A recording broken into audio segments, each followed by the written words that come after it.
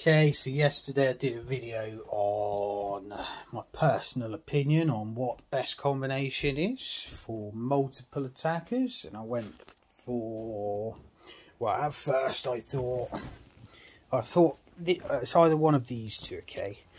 So either Muay Thai kickboxing and wrestling, or just, you know, Western boxing and judo, or Western boxing and wrestling. And I went for Western boxing and judo, okay? And the reason I didn't pick Muay Thai is because Muay Thai stance, you've got a more sort of weight on your back leg, your feet are sort of closer together, and like you sort of want to avoid that clinch, because if you get someone in a clinch, if you don't take them to the floor like quickly, someone's behind you, okay? Whereas with like boxing, you know, you got both feet pretty much flat on the floor. You got great footwork, okay? You can move around really well if you're a good boxer.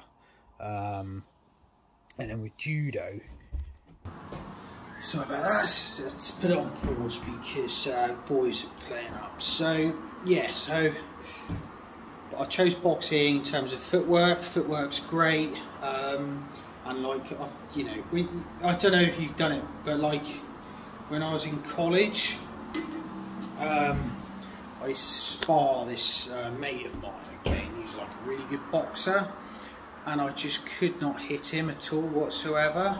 The second I moved, I was, you know, got hit. That's because he was like a really good boxer, okay? So I don't know if you've experienced it before, like, you know, just sparring someone who's really good, like a lot better than you are, and, you know, there's just no way of hitting them, yeah? So like, if you just pick someone like that, and their footwork as well, they can just move around like so well, like they get behind you before you can, I don't know if, yeah. And then with judo as well, like someone who's really strong, okay, so say you've got a heavy weight, and they're really strong, judo. But to be honest, those two alone probably won't work, okay? Unless, like, say you've got like your enemy, okay? Let's say you've got a really good boxer, knocks out the first guy.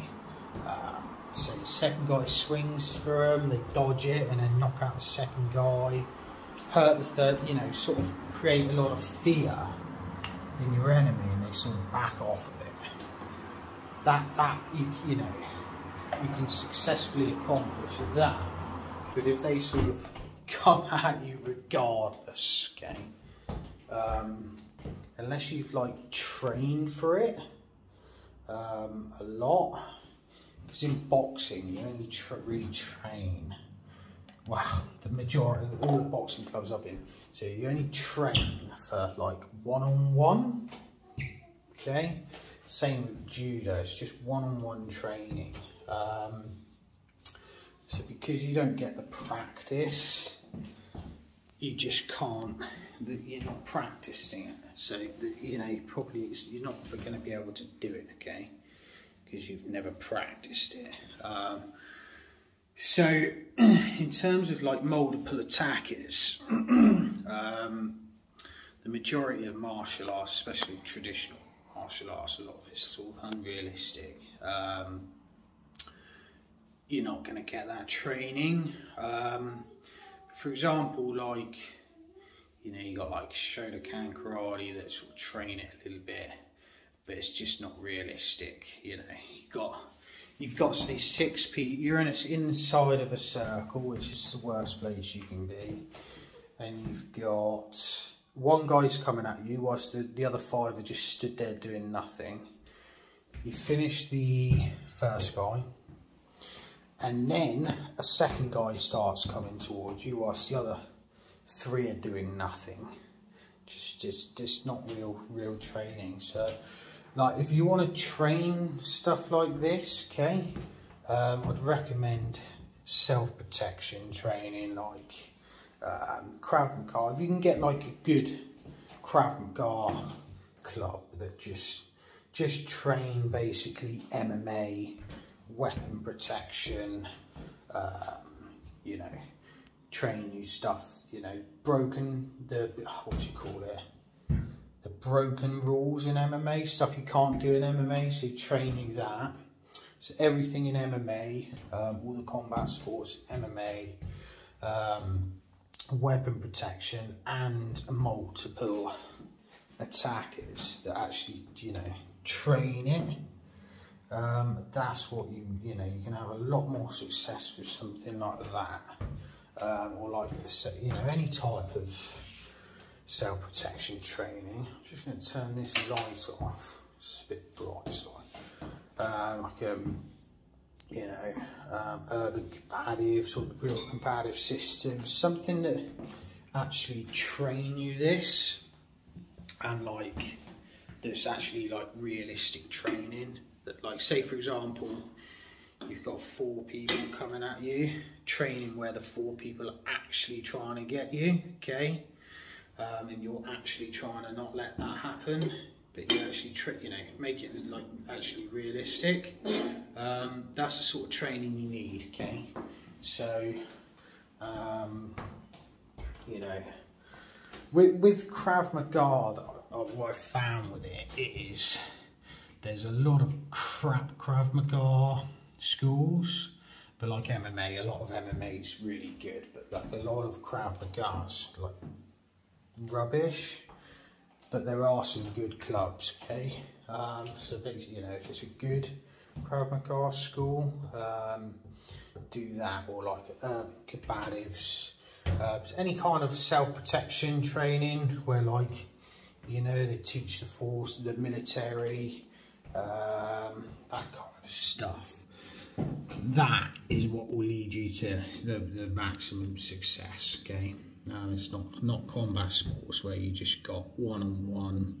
I don't know if any of you heard on the story a few years ago, those 2 Brazilian UFC fighters in Brazil. They faced like multiple attackers. So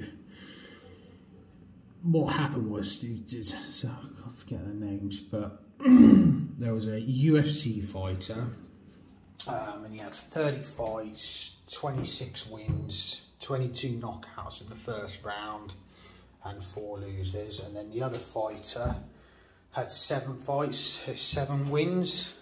I think all 7 he knocked their opponents out in the first round. So they're like really good fighters. So they went out to this gas station, so fuel station, and they started trouble. Okay, so they sort of like inappropriate things to like some ladies, and then like a load of blokes got involved. And what happened was the fight got taken outside. I think there was like 9, when I watched the video, it was about 9 of them against 2. And the 2 UFC fighters separated, okay, so they weren't back to back or anything like that, they separated. And then one guy grabbed a plank of wood, okay, and the UFC fighter didn't know how to respond to it, okay, because he didn't train it. Got hit on the top of the head multiple times, so it took him out. And then the other UFC fighter was fighting this guy one-on-one, completely oblivious to what's around him, because he's only ever trained one-on-one. Ran over, hit him on the head. They both went into the coma, okay. But with that, for example, 2 highly trained athletes, you know, great fighters, one-on-one, they never trained for, you know, multiple attackers, okay. So that's like the main reason. But yeah, just a video on follow-up from yesterday's video. So I said Western boxing, judo. But what's better than that is just not a martial art really, or combat sport, so mainly just focused on one-on-one. You want like self-protection training that teaches you how to fight multiple people, okay? But that's it for today, guys. If you like the video, click the thumbs up. Don't like the video, thumbs down. Please leave a comment and let me know your thoughts on the video, and I'll see you on the next one. Peace.